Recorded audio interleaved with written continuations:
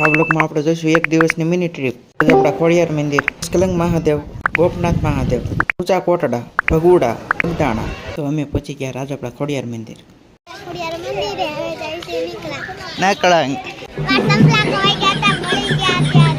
પછી અમે ભાવનગરના પ્રખ્યાત ગાંઠિયા લઈ લીધા.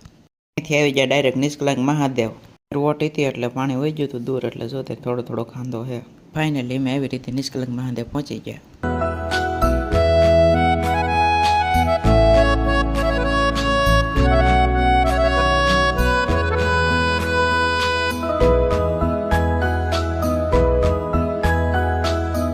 પૂરી બેન તો અમારે રહે તેમ ઠેકડા નાખો.